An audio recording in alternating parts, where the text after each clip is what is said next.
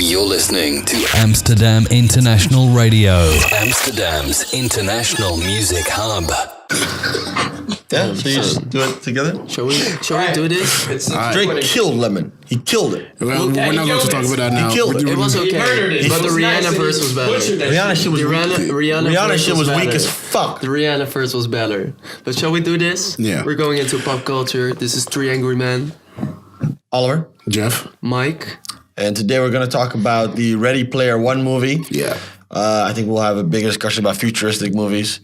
What is sci-fi films? Yes. Yeah. And why Westworld is trash.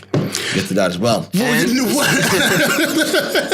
really want to do that now? That will be a separate episode. I'm trying to antagonize him. These dudes I know. For the energy. didn't even see I'm it. trying to. I did. I did. You saw 4 episodes. Bro, how many are there? 8? Bro, 10. Bro, that's like almost 50%. That's 40%.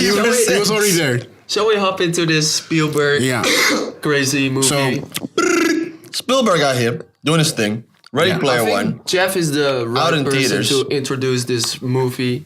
He's like this. Jeff uber is a nerd. Yeah, let him do it. what, don't call me a nerd. Talk about it. You What don't is it have to do- about? Did you read the book? Yeah, I read the book Oh, because of him. You guys are sharp. He also read the book. I don't read. So He should. I'm joking. You should read. He got I homework read. to I do. read. I Okay. read and I write. So So, Ready Player One is a film by Steven Spielberg. It's based on a book called Ready Player One by Ernest Cline. The story is basically the film is set in 2045, and the world is on the brink of chaos and collapse. But the people have found their salvation, their hope in the Oasis, a VR world where they can do almost anything they want. It's built by this brilliant and eccentric coder, James Halliday.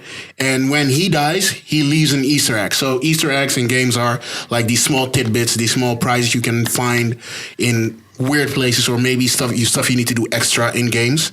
So he leaves a major Easter eggs in the game, in the VR game, in the VR world, where if somebody wins that and gets the Easter egg, finds all the clues, solves all the clues, they get ownership over the whole Oasis. Yes.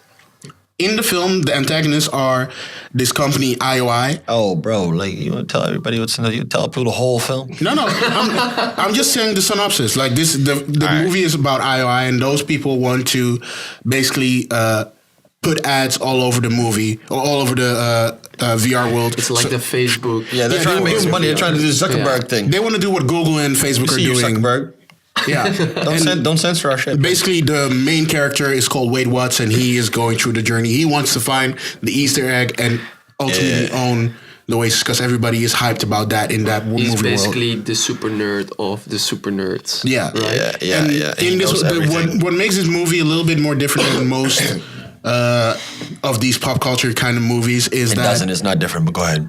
no, I think there's a specific thing here Your that thinking is wrong. But go ahead. Why do you think I that haven't even Why do you started. think that it's different? because this is very 80s focused. So all the clues in the movie are about the 80s. All the clues in the book also are about the 80s and connecting, really knowing your pop culture stuff. So it's It's a theme. not 100% correct because just in the a movie theme. they switched up a lot of 80s references to That's just a movie 19s and adaptation, 20s. because otherwise it would be way too zeros. difficult to handle for everybody. Like it's way too heavy-handed in the books. which I think is a good thing. They did well on that. What do you think about that, Oliver? Do you He didn't think even that- read the The book. reference. so- I thought the references were. I didn't read the book, but I thought the references were genius. I thought that's what made me like the movie a lot. I was actually very. One sequence in particular, I was very impressed by is the sequence of The Shining, because I'm a huge Stanley Kubrick That fan. was- They switched it up brilliant. really good based on that. By the way, spoilers in this episode. Oh, yeah. The whole If episode you is haven't spoilers. read the book or haven't seen the movie, Read that first. There we go. That's why we have Put it off. But anyways, no, I thought because I'm a huge Stanley Kubrick fan, and that's one of my favorite films of his. And I think because they said they figured this thing out, for the second key, and they're like, okay, his favorite movie was The Shining, so you have to look there. Yeah. Something along those lines. I thought it was just gonna be like a quick thing, like, oh, The Shining has this reference, so that's it. But they do a whole thing with it where they go The whole into house they with the go lift. into the house. That was insane, and they like take the epic scenes, the in the moments book- from the in the movie, book they have a and they more- sort of remake them. Yeah, in the book they have a whole kind of in the world, there's this whole thing that you can go into old movies and experience them as they were, and it's a kind of game that where you have to say the lines as correctly and as in the same manner, cadence and everything as they did in the movie. So it's like a game, and they basically took that and made that sequence out of that. It was really well done. I was really impressed how they switched up all the things in the movies. Like when I read the book, I already knew that the movie was coming, so that's why I was reading the book. I had the idea of some things, some of the keys and some of the events. How are you going to do this in a movie? I mean, there's a lot of 80s references that people don't know about. Take, for example, the Zork thing, where they walk through the maze. If you don't know that game, it is not interesting. It's not cool. Like, I was reading it and I know the game, so it was like, oh shit, we're gonna see Zork, like how it is, because Zork is for the people that don't know, it's a text-based adventure game. It's the first adventure game, so you had to type go left, go right, and so the adventure unfolds. And I was like, oh, I'm gonna see that, but they switched it really well, and they really put it like these references of Halo, and you saw some Street Fighter people around. They put some relevant stuff in it. Real relevant otherwise, stuff. I was scared that there would be too many references and people would not understand it. Because you need to be really into these games, into these movies to get them in the book. But if you watch the movie, it's easy to digest. It's easy to know. You learn a bit about all the games. Like at the end, spoiler of course, they have the whole sequence where they explain this was the first Easter egg in the game, in games ever, where you had to go. You had to pick up a key, go back to the start, find a certain pixel, and then you find the name of the person who made the game and all that. That kind of stuff. If you don't know about that, it's not that special.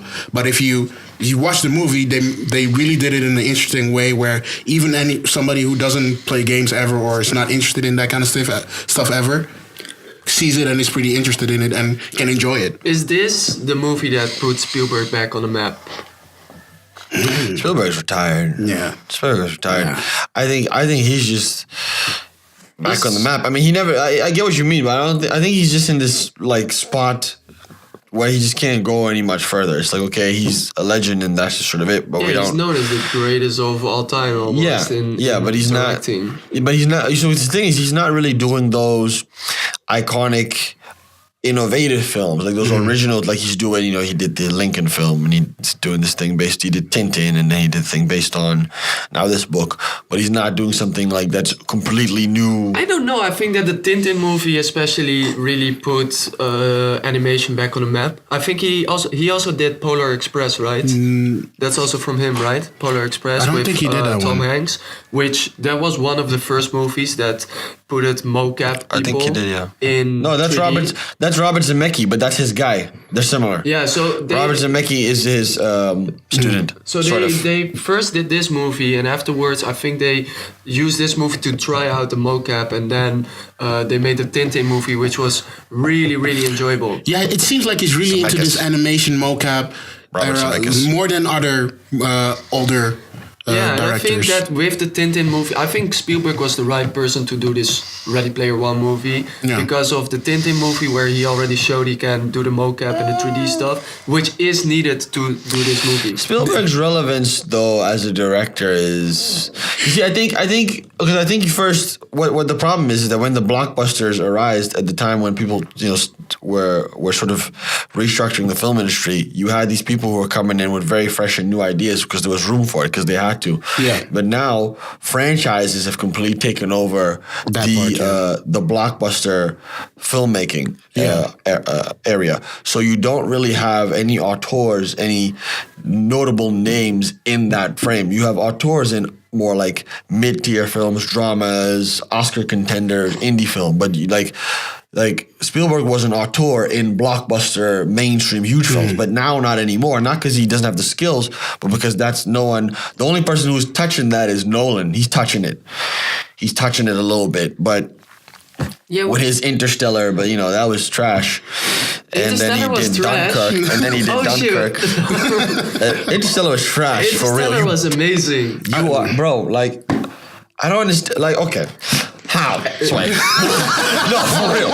Especially Bro, that movie made no sense. Are you kidding me? The fucking... Dude, the fucking... in What is movie it? is crazy. The drawer. It makes no... The movie's about nothing. What's the... It's about nothing. Suspense. There was this... There was no suspense. There was this continuous... like pressure on No, let me break down. Let me. And they really used those. Go for it. We can make a. We need to get back. We need to get back to Ready Player One soon, but you can take your minutes. Is the most talented concept artist in cinema at his level. He's very good at coming up with unique concepts by himself. For sure. Dope. Cool. What he's incredibly weak at is plot. He's an incredible visual director as well. Yeah, but plot, he sort of plot twists, plot structures, he can do those, but letting the plot really come from characters, he's not good at. That's why you often see he's not good in characters. He's horrible at characters. So his movies are also always ensembles. Yeah, it's often they're focused on that way. He doesn't have to focus on one character. He doesn't have to. Which is what he did with Dunkirk. He took the space. It's almost as if someone told him, "You're not good at this character shit, so you need to take it all the way back, so it doesn't matter." Exactly. In Interstellar, he fucked that all the way up. Interstellar was too much. Was trash. Interstellar was too much focus on one character.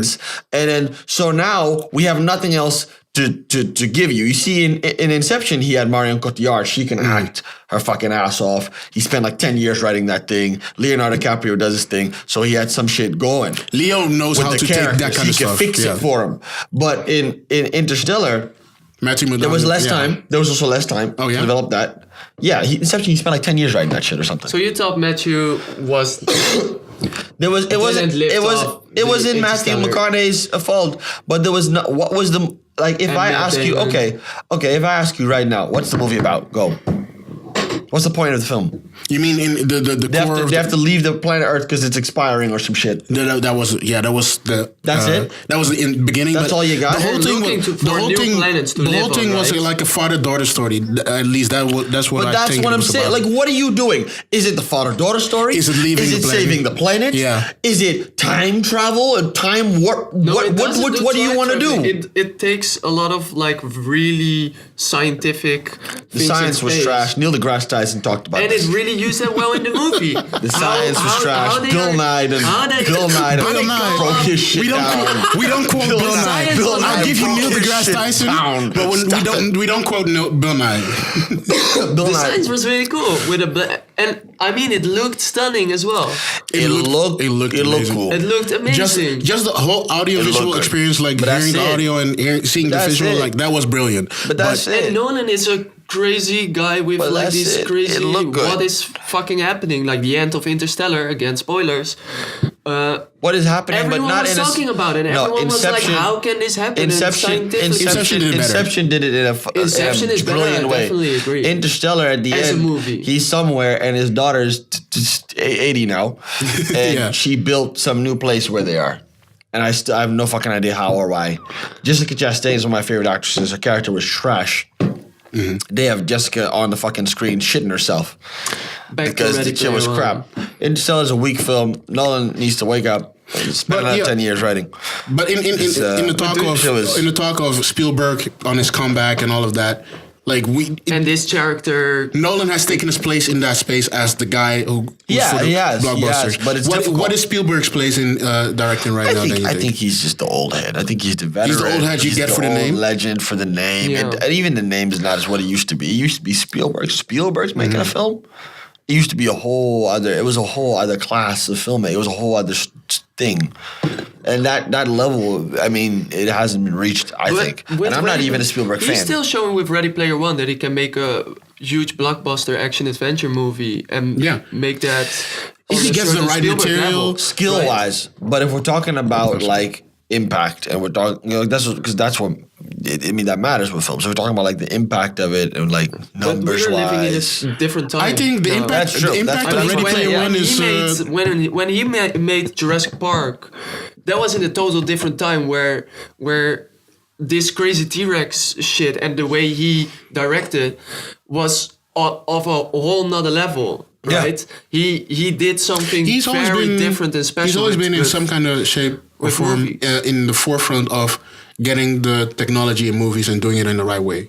He's always been a little bit around that era, like doing that, trying to, like with the dinosaurs, the animatronics in there, all of that. Yeah. He's always been a little bit. And that's why he's trying to do that now with this, but also with the CG, Tintin and trying to advance. Yeah. Same thing. He and James Cameron are in that competition. Yeah. With each other. That's their Where fight. Yeah, they're trying to who is But the Cameron most is just fucking technologically around somewhere. advanced. Spielberg doesn't do a lot of movies anymore. He said so this he's is retired. that one blockbuster action adventure movie.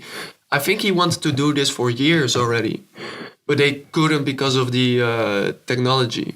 He wanted to do Ready Player One for years. Yeah. No, I wouldn't. No, How? I think he was asked Well, to do that. okay, He He's was. very old. I could see The that. book is 2000.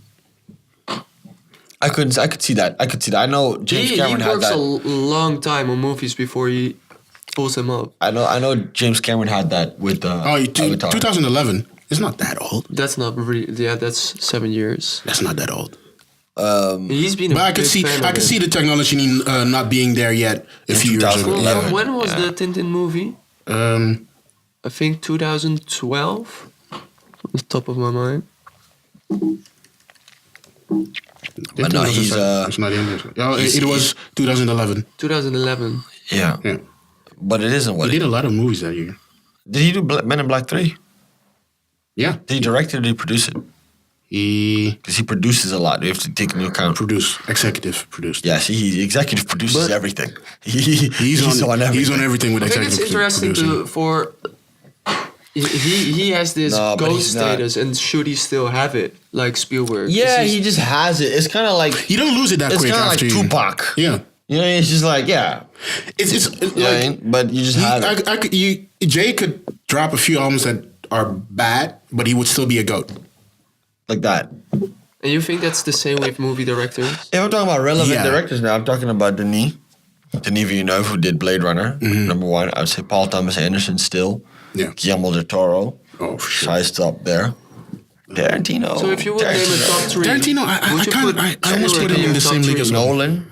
Would you put Spielberg in your top three? Here's of directors.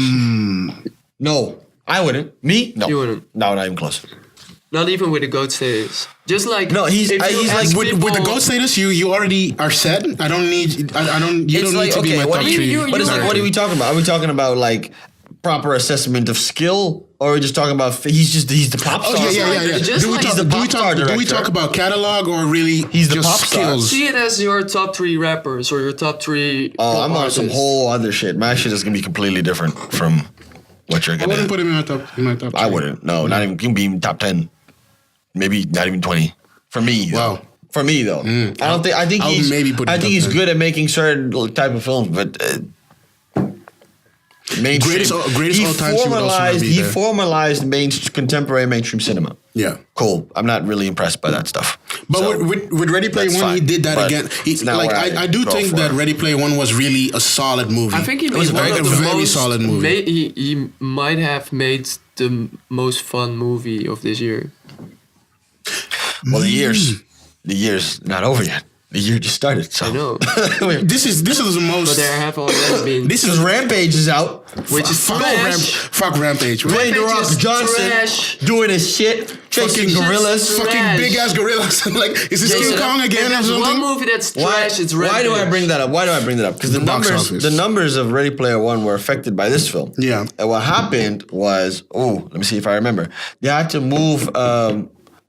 Rampage. It's the same Yeah. studio that did Ready Player One Because and the Rampage. Avengers were coming out. The Avengers were coming out are coming out in a bit. Yeah, so next they week had or to some- move some- Rampage up earlier so they wouldn't conflict. So you see, Marvel's fucking everybody's life up. Yeah. You cannot. Yeah, You just cannot schedule your movie around a Marvel You movie. have to move it You away. just need to get Yeah. out of the way. So they put Rampage earlier, but then Rampage started to conflict with Ready Player One. That's why Yeah. Ready Player One is not having the box office that it would have had. And then A Quiet Place surprised people also. Yeah. Just doing bigger numbers than they thought it would. So it's taken away a lot of the momentum of Ready Player One. So the movie's cool. I thought the movie was actually pretty good, but it's not getting that hype That is supposed to get. that you would think Yeah. maybe we get. It's just like people were checking it out. Does it deserve more hype?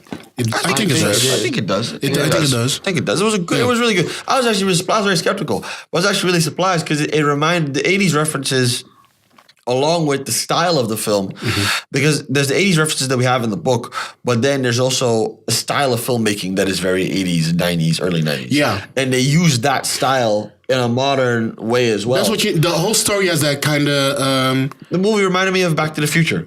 Yes. A lot. Yes. Just in terms of its style. It had that feeling. In terms of the antagonist, the references. The flow of it, the whole the whole villain being kind of optimistic at the end, and the whole room with the scientist, the Halliday scientist, like rooting for him. That was really 80s It's exactly style like movies. even the guy, the James Halliday guy. He's a lot like the professor from Back to the Future. I can't. I'm bugging on his name. Also, but like that type, that type of character. And then the main antagonist in it is just this like It's like embodiment. really biff. It's He's biff. He has the it's just embodiment of biff. the same way that Back to the Future also this critique on capitalism. This too, like sort of a modern futuristic, technological you said critique on capitalism. It really is like I don't want to call it the modern version of Back to the Future, but it's similar in that kind of sense. And that's why I thought I was a little upset that not more people saw it, because this is the type of shit, like you said, that 10 years ago, maybe 20 even, it had to be maybe 20, a lot of people would see and it'd be a big deal. Yeah, and now it's isn't. like, and that's too bad, because Nolan is fucking shit up with his stupid Interstellar movies. That's the reason. That's the fucking reason, with his sci-fi shit. He's in people's way, goddammit. Now he's doing his military thing. I think there were some sequences in the movie though that I like more in the book than in the movie. For example, the part that that the main guy, how is he called? Wade Watts. Wade Watts.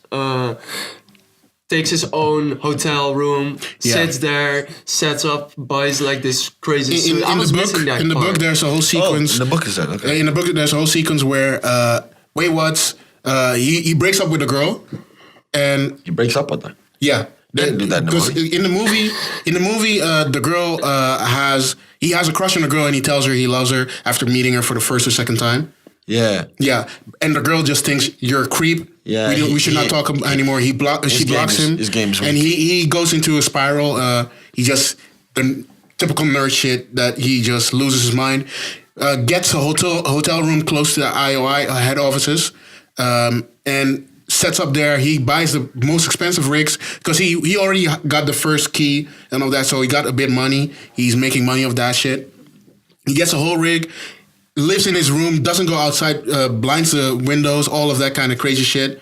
When he needs a pizza, he has special doors that nobody can see him. They leave the pizza and then he gets them, all that kind of weird shit. So there's this whole sequence of somebody spiraling in their nerdism. But it's understandable though that they changed it because that of doesn't fit in the film, no. Yeah. Yeah, They changed it into the truck thing, right? That's way more noir than what we have in the movie. The movie's way lighter than that kind of stuff.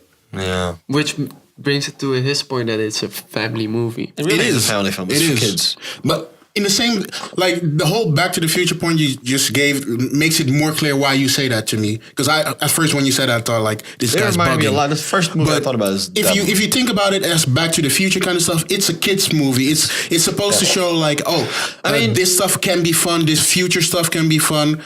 This technology can be fun. Maybe And not the whole even story. maybe not even a kids movie, but really a family film. In the sense that Yeah. you can watch it with your kids, but older Yeah. people can watch it as well, and it's still. In that That's why same it's so cool sense- that they put all the new references Yeah. in. So Yeah. there's old things for the old heads and new things for the younger people. It's really cool. They really did that well. That those kids also play. Like when you see the Spartans of Halo, that's like 2003 stuff. That's stuff that the new generation knows. Still, Then you have yeah. like the Overwatch, you have Overwatch you have stuff the in there. Overwatch for the even later kids. Yeah. But you have the first the end key that they have to get. That's like for really old people. You have Gundams for the rest of the world, like you. Gundam, I got that. That was dope. That was sick. That was like I was waiting one for of that my during the movie. favorite I knew that was coming, so I was just waiting for. I just wanted to see that. It was dog. like, no, because the Gundam, oh shit! I was really hyped about that. That shit was sick. That was crazy how they did that. That was really I was cool on the Iron Giant. I just wanted to see Gundam, and I'm happy that I saw it. Also a Spielberg movie, The Iron Giant. See, I think it's because it's Spielberg and he's a vet. He's been doing this more than everyone else. Yeah. Is that he knows how to do this kind of film and leave it for what it is. Like I feel like because it had some undertones of maybe some more serious issues, but I feel like another more contemporary filmmaker would have tried to push those up too much, and then it becomes annoying. Yes, yes. Then it becomes too cheesy. Because the movie's not the book is not about these that. intellectual points. And Yes. it's like Spielberg does it for the kids. It's just fun. It's simple. Obviously, there's the critique of capitalism, and IOU. But it's in there in a way that there's this whole you have to talk about capitalism. Like not. You have that part, but you also have the part of using technology too much and being immersed about it. But he puts it in a way that is not too in your face. It is there. It is part of the movie, it's part of the story, but it doesn't take you out of This it. reminds me of an argument I had with him. Yeah, I didn't like one of the last stupid. lines. He's stupid. He's bugging. So his problem is, look at her face. He saw No, the because first he saw some dumb shit. Listen what? what the guy says. At the end of the film, right? Yeah, towards the They end. decide that they say, okay, we decided to close the Oasis, or what was it? I think Tuesdays and Thursdays. Yeah, something like that. And 2 he days didn't in a week. He didn't like that. I think that's stupid. But he makes the point in the movie, right, that everyone is caught up in that shit and doesn't look at the. But if your like you're it's living it's if your world is This is some Jeff Nerd shit, for real. He's also, bro. Okay, first of all, the movie. If we're gonna go there, then we have to be even more critical. This motherfucker's in this suit the whole fucking time. This shit is hot. When do you shit? It doesn't make sense. You need to take breaks. In the book, they go into that. He just tells. He has a AI or No, 'cause it's assistant, weird. and he tells her, "I need to shit." He gets moved, and he can shit, and then while in his suit, and he just goes By who? on. By who? In the book, Who moves him? he has an AI, a home AI that does that shit he for has him. like this flying robot thing. He That's just fucking disgusting. That's fucking sick. But that is And what the people world is shouldn't about. live like that. That's People what the- should- I'm not doing that. That's- People don't live like that. But we will get into that in a bit because I want to talk about that also. But You can't have a robot helping you take a shit.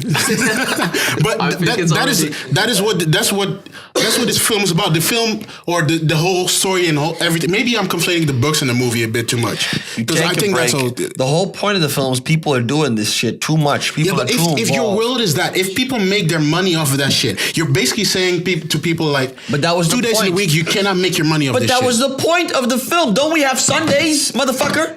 If I want to work on Sunday, I work on Sunday. Yo, you fucking buggy. He's not getting No, the point you of know it. what? He's not getting the point. He's trying to make his own point about like how the world works, and it's about the message of the film. The film has a message. Yeah, We're not I saying it has to know. work like that And in that real message life. is not in the book, but they added that because Yes, they added it's that. more of a in the family book. In the movie. book, it was just about the story. It was just about enjoying VR, enjoying 80s culture, and that kind of stuff. How did they not? Wait, I want to know. I read the book. Yeah, How did yeah. they not put it in the book? Was there's this scene where he gets the last key, right, and he becomes Yeah. the the Uber guy, and the guy who meets the guy who built James Halliday. He meets the AI. and he tells him, with this button you can turn off the Oasis. Mad spoilers. I ruined the whole movie for you. I know it doesn't matter. You can turn We off the already Oasis, right? Yeah. So is that also And in the then book? Is that in the book? Yeah, that Yeah. Okay, then- button is also in the book. But then why is there? Because that's the connection between that and the Tuesday, the closing it for Tuesdays and Thursdays, right? Because if he presses that button, it's done. It doesn't go up anymore. The whole Oasis is closed deleted. forever. It's closed forever. then how does he close it temporarily? He's the owner now. He's can like do whatever. he's the He Zuckerberg. makes the rules. He's the He's the Zuckerberg. Zuckerberg. So he can basically say, He can sell okay, your data. nobody can log in. It's not off, but nobody can log in. How is it not a part 2 where he gets by somebody? This is what I mean. Because it's a family movie. But this is what I mean. Like, if you have a world where people make their money in, and you're basically telling them, yo, these 2 days, because I said so, you cannot make your money. Somebody's going to kill you. Because they want to make their shit. It's for the kids, you bugging. You don't have kids, is what your problem is.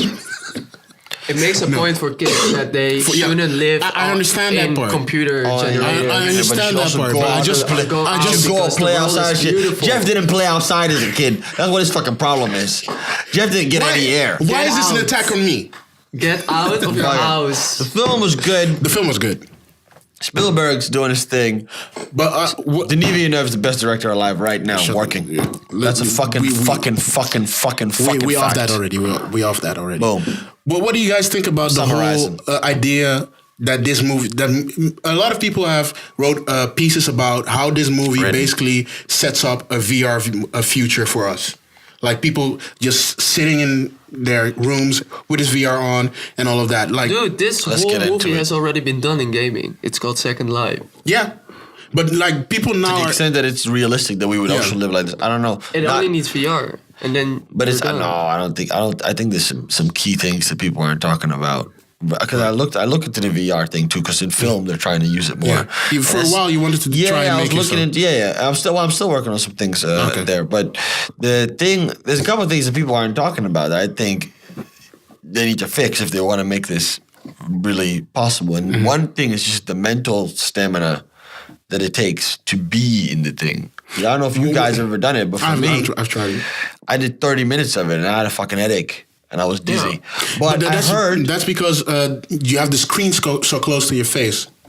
They're trying to fix that in the way that they will project the information on your eye, so you don't have that strain anymore. There are already people working on that. But that point is the technology will be there. Yeah. You should, but it's the like technology in a will movie, be there. Like in a movie, there should happen something that people don't want to live in a normal world anymore and only in a computer-generated world. Because that's why they're in the Oasis, because the whole world is gone to shit. That's a good point.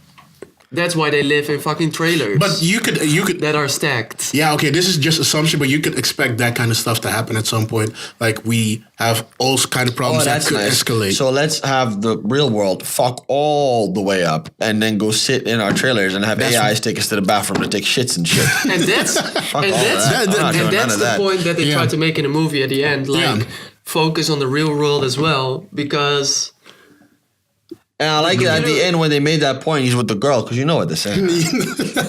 You need to fuck. Can't be fucking. You can't be fucking in there. No, in the suit. It's disgusting. They could. I know they have. Oh, I know. They had that sequence with the touching and shit. That was weird. That was mad awkward. I know. They in real life they have some things going on. Huh? No, there's some real shit going on too. No, but the shit's gross. It smells. No, there's some great technologies. But for me, the VR thing, the technology, it has to get there. I agree with you, but it's right now it's not there. I mean, I wouldn't do their company's already pretty close to getting where that stuff was. This guy's always super optimistic about tech. No, for real. Close and they the can do Oasis this thing will not. It's like another 50 fucking years at least. Yeah, it needs. What? You're not thinking far ahead enough. I would give it 20 or 30. That's what your fucking problem is. You're not thinking about the details of this shit.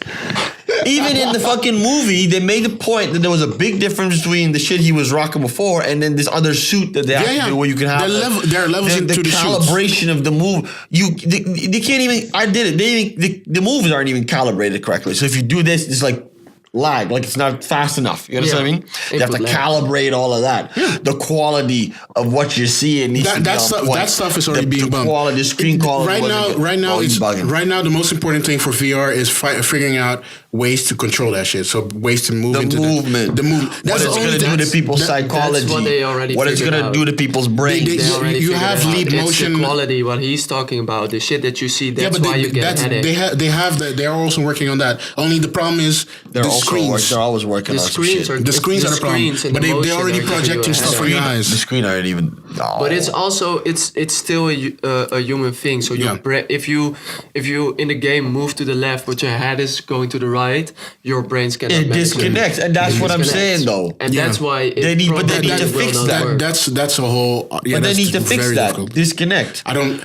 Unless they find a way to. He's good, because when I say he doesn't listen. I said this. That's what I'm trying to say, but you're not hearing me. No. The shit is nowhere near. It's so fucking all over the place. You move your shit over here, the shit's going. Would you live in the Oasis? No. Would you? No. Nah, I like cutting too much. If you can make big bank there, I'll hang out in there for like 4 hours a day or some shit. Live in the Oasis? No, I would not live. It's weird. You would not live in the Oasis? Live in it? No. I think my problem is... after seeing this movie, like with the crazy car shit, you wouldn't live in the Oasis? I would use it. I would go into it. I would use it. For 8 hours a day. No. My problem is... working at home. But the physical... We're not talking about just the psychology of what that does to your brain of being in a space like that. you're moving, but your physical body isn't to the same extent. It's just that what that's going to do over time, if you use, even with just computers, there's a lot of research that shows that this has an effect on how our brains work. Yeah. So what is the effect going to be with this shit? No one wants to ask that kind of question. Jeff doesn't, because he's like, oh, fuck it. Let's go fucking go into video games and fuck alien girls and shit. Fucking weirdo. What? You just want to do random shit. You really want to show about the repercussions. You saw what that company was doing to motherfuckers.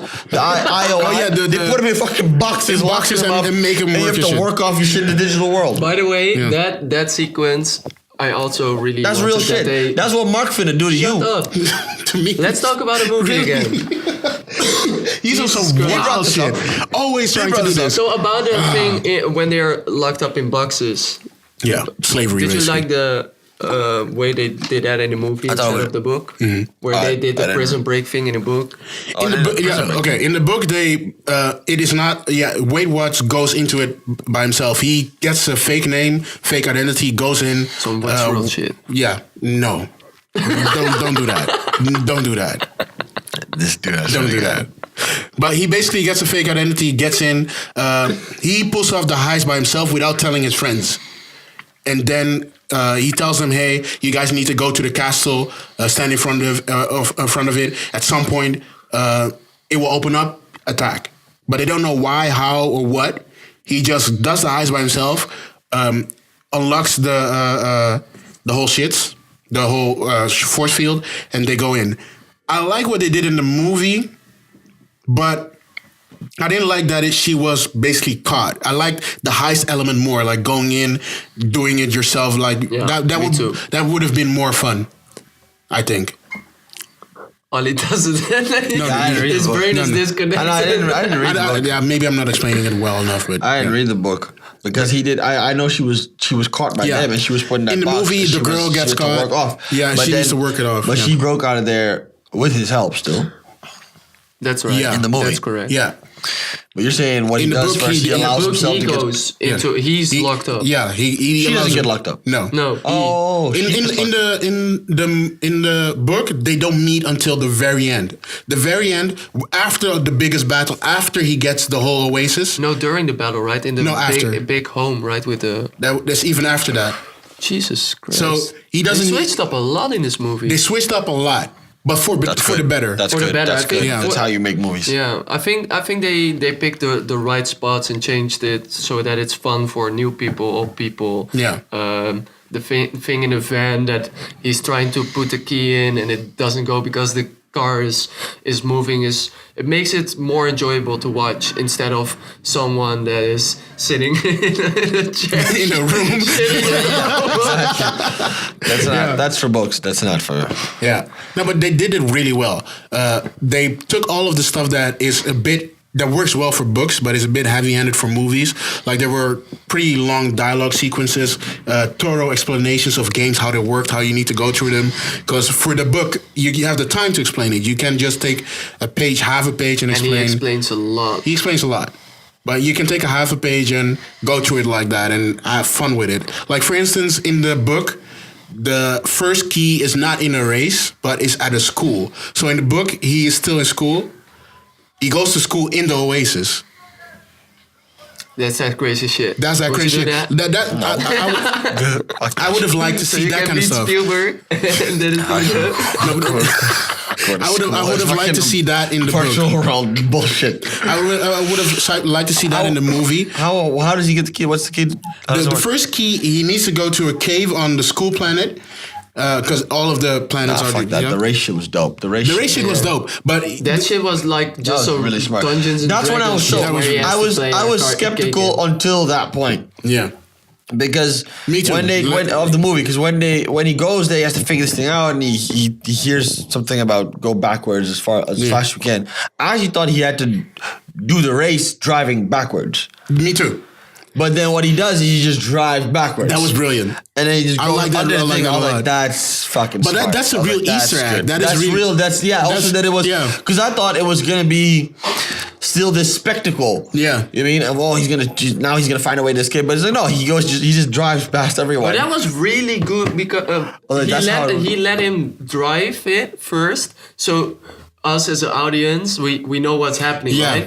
Exactly. And then they come Wonderful back and you see from a total different perspective. From a different perspective, you see the same sequence from the top, and you see it happening again. And you see the gorilla at the end looking at him like, "Oh fuck, you got through." Yeah. And then he gets it. Like that was really like the whole first showing the race in real time and then backwards. That was just a good storytelling sequence. Like he just brilliantly done. And what did you think that sucked from this movie? Especially this dude. I didn't like the fact that he met the girl so early and they took out the bit of disgust that they had in their like. He sees the girl for the first time and immediately they're in love, and that's a bit weird. It's for the kids. It's for the kids, but for the story of the movie, for the message of the movie, it would be more interesting if they did like, oh, you're not as I think you were, or maybe something like how online relationships sometimes work. Oh, when he sees her in real life. Yeah. They didn't have time for all that. I understand in real that. life, he was going for it. Yeah.